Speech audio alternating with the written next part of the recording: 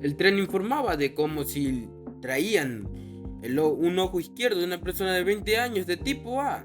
Aquella persona que lograra encontrar el objeto podría bajar del tren. Nuestro protagonista se dio cuenta de que era un caso de escape de los registros y era un tipo de ticket de escape incondicional. Siempre y cuando bajaras con el objeto que pedía el tren, lograrías escapar. Sin embargo, el número de personas que pueden escapar es exactamente uno. Las demás personas se preguntaban y hablaban sobre aquello, y nuestro protagonista decidió ignorarlo, dado que si lograban bajar en el lugar correcto, todos podrían sobrevivir. Una persona alzando la mano sugirió que buscaran a la persona que entraba en esos detalles para saber qué hacer después.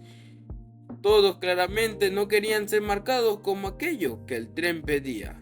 Y una persona de repente reveló que entraba en todos los criterios que pedía el tren. Paisajio le preguntó a esa persona si lo que había dicho era verdad, si es que entraba realmente en los detalles que pedía el tren. La otra persona respondió afirmativamente. Sabiendo eso, con una sonrisa en la cara, se abalanzó sobre esa persona, diciéndole que tenía mala suerte, hiriéndola de forma grave en su ojo izquierdo y empujándola. Las demás personas quedaron impactadas y fueron a socorrer aquí a la persona que había sido herida. Él decía con una sonrisa de soberbia en su cara que con solo entregar el objeto del tren ya podía escapar. Y le preguntaba a los demás por qué se quedaban parados ahí como idiotas y con solo entregar lo que pedía el tren era más que suficiente. Bueno, ese no era su problema, que las demás personas cuidaran de sus propias vidas. Nuestro protagonista al ver aquello se dio cuenta que realmente sí era la víbora. Al inicio parecía una persona inocente, que no había sido manchada por la sociedad, pero después de ver lo que realmente era capaz de esa persona, se dio cuenta que sí era la víbora y que encajaba con todos los parámetros que estaban en los registros de la oscuridad. Él encajaba con la descripción con el objeto perdido, así que ofreció su propio ojo izquierdo. Y sabiendo que solo podía ver un objeto aceptado, dañó el ojo de otra persona para ser el único que fuera capaz de salir. Se despedía de los demás pasajeros con una sonrisa en la cara. Nuestro protagonista decía que aunque el anuncio daba pistas de una decisión bastante audaz, el problema era que no había que llegar a tales extremos, dado que el objeto perdido se encontraba en el tren. Y el objeto que pedía el tren no es uno que se tiene, sino algo que a otra persona se le había perdido. En realidad este anuncio, lo de objetos perdidos, es un sistema de tipo búsqueda de tesoro, donde se busca dentro del vagón al candidato que posee el objeto perdido, y la forma de escapar consiste en descender con algo que coincida exactamente con la descripción del anuncio. Bueno, ha habido casos en los que alguien logró escapar entregando por pura casualidad algo que ya tenía, y que no había necesidad de criticar a quien escapa por su cuenta, pero había cruzado la línea. Nuestro protagonista, con una cara de despreocupación, le mostraba a Paxación que tenía el objeto y que la decisión que había tomado era realmente estúpida. Con una cara sorprendida se preguntaba que si lo que se tenía nuestro protagonista era realmente un ojo. Llegando un anuncio del tren que agradecía a las personas por su cooperación y que pronto iban a llegar personal de la estación que lo iban a ayudar. Utilizando los artilugios, el tren recuperó aquello que había perdido. Una persona le preguntaba a los demás si habían escuchado el grito. Nuestro protagonista solo podía pensar que nadie sentía lástima por Baxagio.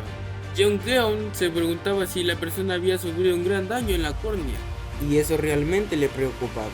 Nuestro protagonista le preguntaba si ella era doctora, y ella decía que no, que simplemente había estudiado un poco y que era prácticamente una aficionada. Llegando un anuncio del tren, diciendo que se aproximaba a la estación del odio.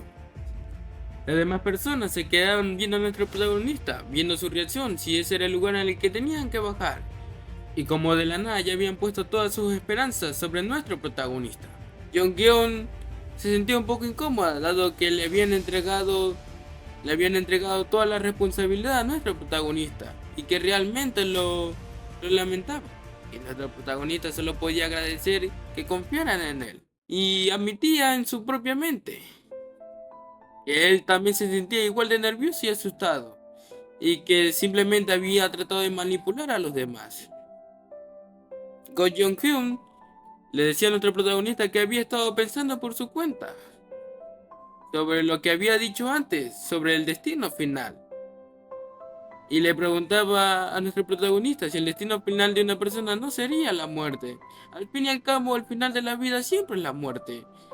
Y pensaba que tal vez debían bajar en una estación que tuviera esas palabras. Pero no lo había dicho, dado que sonaría un poco como si él estuviera diciendo a los demás que se murieran. Nuestro protagonista dijo que parecía una opinión razonable. Sin embargo, en primer lugar, le preguntaba qué era exactamente el destino. Le decía que si buscabas en el diccionario destino significa la meta o dirección hacia la que uno avanza. Y nuestro prota pensaba que el tema de este tren era bastante directo. Siéntate, busca el objeto perdido. Si simplemente sigues las instrucciones, tu seguridad está garantizada. Los que bajan en la estación equivocada pagarán el precio de una forma muy directa. Entonces su destino sería el destino del que hable de este tren. No será el punto al que yo, actual, no puede llegar, es decir, lo que no tengo. En la estación azul bajaron quienes no poseían objetos azules. En la estación nombrada con asesinos en serie, la mayoría de las personas lograron escapar, porque ninguno de ellos era un asesino en serie. Y lo pensaba así, el criterio para elegir la estación en la que bajar se vuelve simple. Si el tema, en este caso, se trataba sobre las emociones, una emoción que no posee en ese momento sería... El tren llegó con su siguiente anuncio, estaban aproximándose a la estación de la tranquilidad. Nuestro prota, después de haberlo pensado, se dio cuenta que ese era su destino. El protagonista recapitulaba todas las pistas que tenía para poder escapar de este lugar. Todas las personas sienten emociones mientras viven. Aunque existan diferencias individuales, la mayoría vive sintiendo alegría, ira, tristeza y felicidad, por lo que no es fácil encontrar una emoción que no existe en todos nosotros. Pero si hubiera una excepción, sería la tranquilidad. Según el diccionario, estado mental en el que no existe ninguna preocupación o inquietud. En términos generales, la tranquilidad es cuando hay prosperidad y siempre hay paz. Y en términos personal, cuando uno siempre está tranquilo a pesar de tener una montaña de trabajo.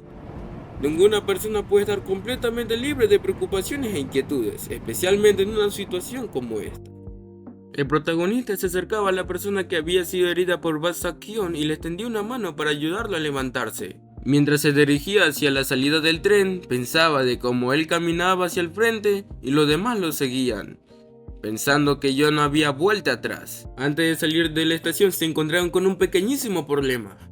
La estación era un mar de sangre. Nuestro protagonista se preguntaba de cómo convencerían a los demás de que baje, aunque más bien era que él no quería bajar.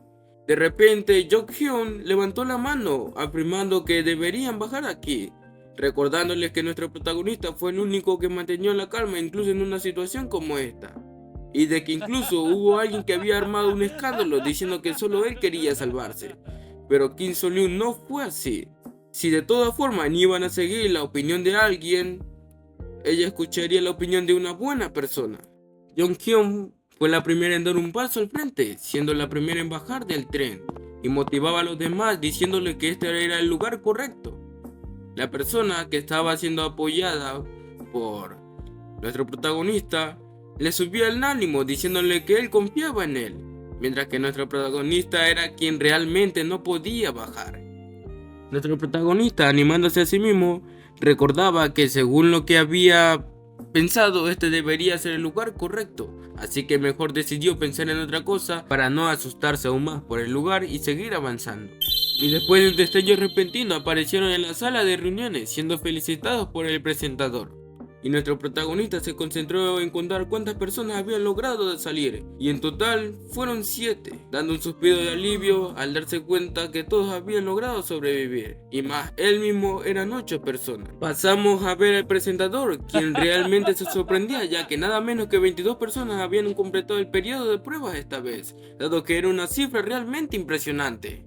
El público solo podía quedarse en silencio, y el presentador pensaba que si el ajuste de dificultad no había sido un fracaso, realmente era una promoción de élite, y se preguntaba qué pensaría el Departamento de Recursos Humanos.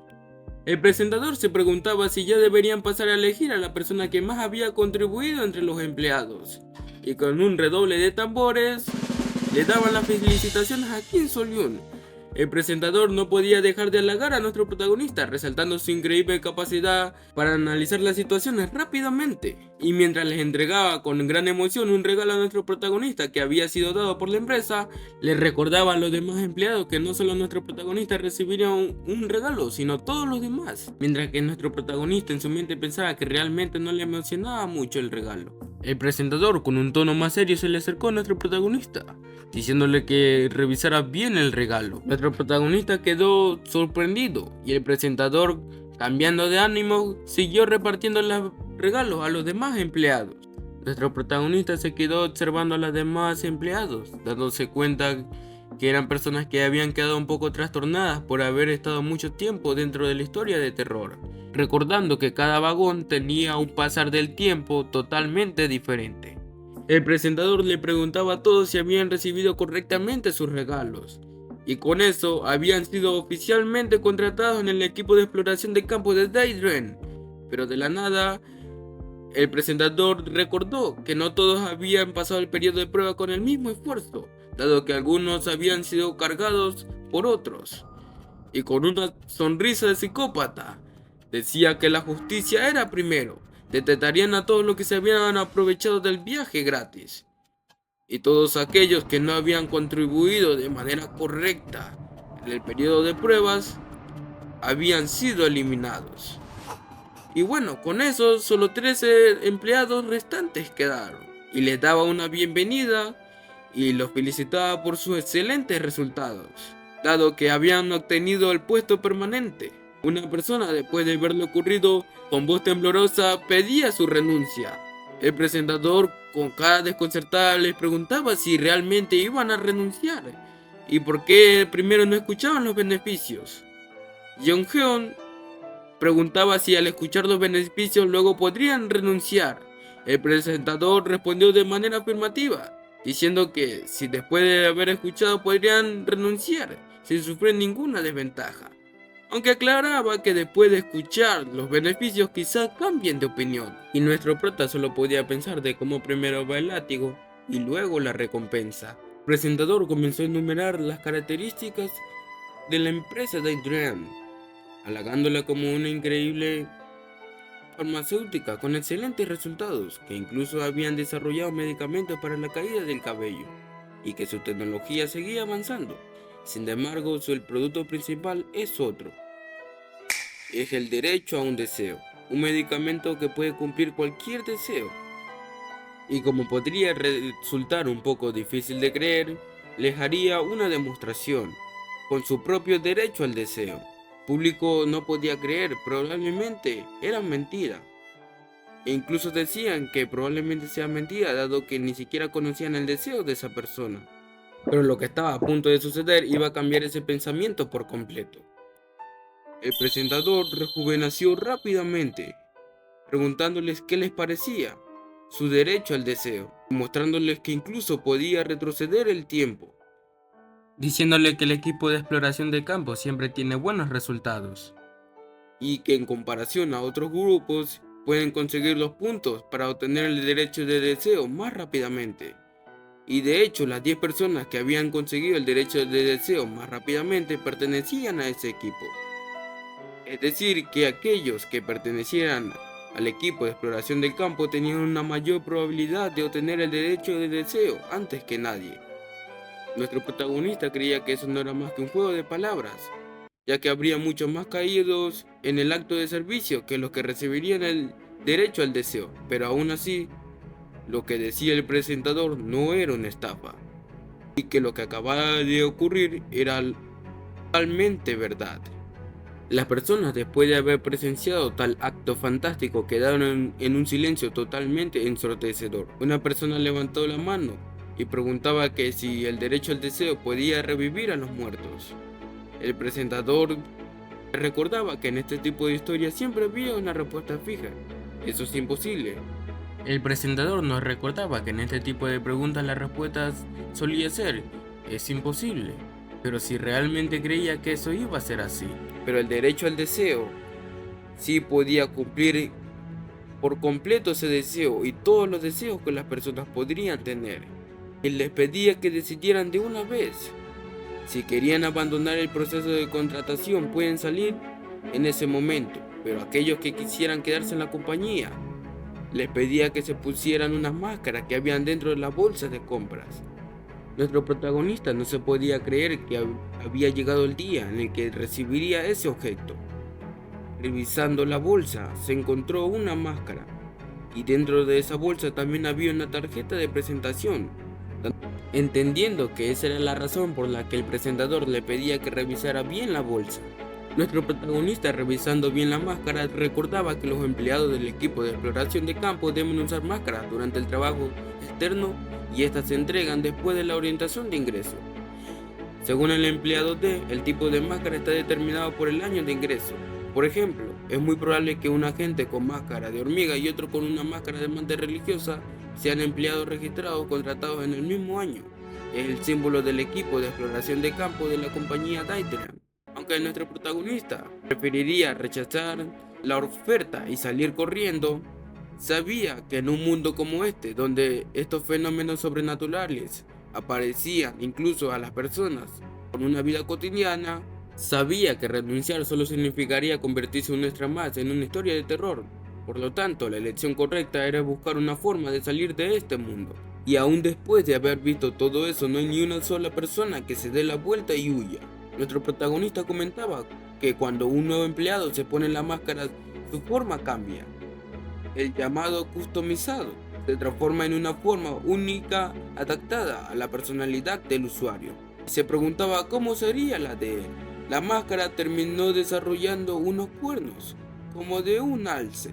O bueno, eso es más una interpretación mía, porque para nuestro protagonista le parecían unos cuernos de venado o de ciervo.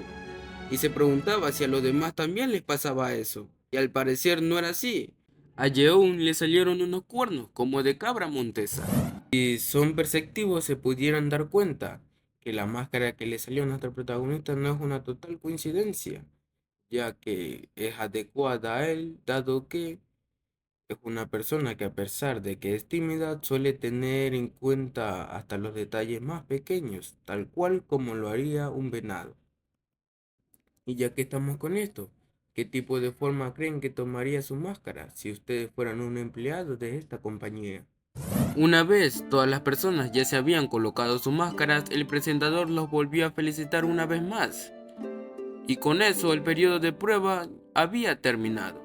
De repente una notificación apareció enfrente de nuestra protagonista, avisándole que se habían desbloqueado un nuevo permiso de uso para nuevos objetos. Nuestro protagonista decidió abrirlo en otro lado, ya que aquí llamaría mucho la atención, decidiendo abrirlo mejor en su casa, cuando de manera repentina nuestro protagonista recordaba que él no tenía casa en este lugar.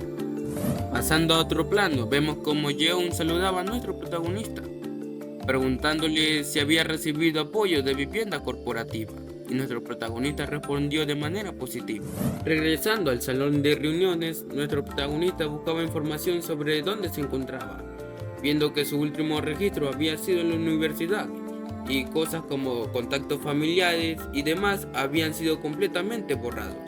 Nuestro protagonista, echándole un vistazo sobre lo que hablaba el presentador, se dio cuenta de los beneficios de la compañía, entre los cuales se encontraba el apoyo de vivienda corporativa para los empleados, dándose cuenta que tendría que aprovecharlo bien. Y así es como terminó recibiendo el apoyo de vivienda corporativa. Regresando a la conversación que tenía nuestro protagonista con Gaeun le preguntaba si había escuchado que 7 de los 13 nuevos empleados solicitaron vivienda corporativa, dándose cuenta nuestro protagonista que no era el único, que aún le decía que aunque daba un poco de miedo, rechazar vivir en una zona céntrica también sería raro, recordándole a nuestro protagonista que el capitalismo es realmente lo más aterrador. Mientras nuestro protagonista le echaba un vistazo a la vivienda corporativa, se dio cuenta que era realmente muy buena, dado que era un edificio limpio, con fácil acceso al transporte. Seguramente era así, dado que la empresa los quería tener cerca. Sin embargo, había un pequeño problema. Su compañero de vivienda era Baek Sa-hyun, alias la VIP. Nuestro protagonista, mientras le echaba un vistazo a Baek Sa-hyun, se dio cuenta que la compañía se había encargado de tratar su ojo, aunque prefería no involucrarse con Baek Sa-hyun y que de momento prefería dirigirse a su habitación. De repente, Baek Sa-hyun le dirigió la palabra y nuestro protagonista decidió tomar un enfoque diferente para tratar con este pequeño problema. Esto es una parte que realmente me encanta mucho, dado que demuestra que mi pequeña teoría tiene razón, ya que a pesar de que nuestro protagonista se ve a sí mismo como un cobarde, en un momento como este, en el que sabía que responder de otra manera tal vez le podría causar más problemas, decidió tomar una postura diferente, tratando de asustar a Baek Sa-hyun para que no lo vuelva a molestar. Baek Sa-hyun le preguntaba si acaso estaba completamente loco, si le había divertido tanto ver cómo le arrancaban el ojo a alguien. Nuestro protagonista se acercó y con una cara de psicópata le respondió que sí, que fue realmente divertido. Y le preguntaba si acaso eso era lo que llaman dopamina, y que le había pasado bien gracias a él, y de que incluso preferiría trabajar con él para poder disfrutar de cosas como esas. Y le decía que había pasado un tiempo desde que había visto algo tan interesante, y que esperaba buenas noticias de ahora en adelante, para que su vida en esta compañía sea agradable. Luego de esas palabras, nuestro protagonista creía haber cumplido su propósito con éxito, y que probablemente desde ahora Baek Sa-hyun lo vería como un lunático, y que fue capaz de hacer esto gracias a sus años de experiencia lidiando con clientes problemáticos, y que había un nombre específico para gente como Baek Sa-hyun, también conocido como personas que crean el cielo y la tierra. Se nos presentan las características de este tipo de personas. Reconfiguran la realidad a su gusto, en su memoria. No tienen vergüenza ni conciencia. Típico fuerte con los débiles, débil con los fuertes. No se puede razonar con ellos, pero son muy perceptivos. Un tipo de persona que imagina las cosas a su manera e insiste con terquedad.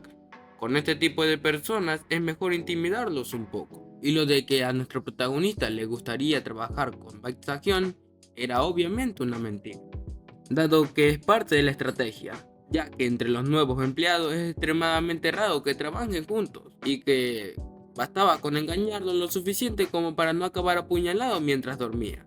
Después de eso, nuestro protagonista se dirigió a su dormitorio, dándose cuenta lo bien amueblado que se encontraba, dado que incluso venía con un baño privado y servicio de limpieza semanal por solo 100.000 won, y que incluso encima del escritorio había un kit de bienvenida, bocadillos premium y material de oficina.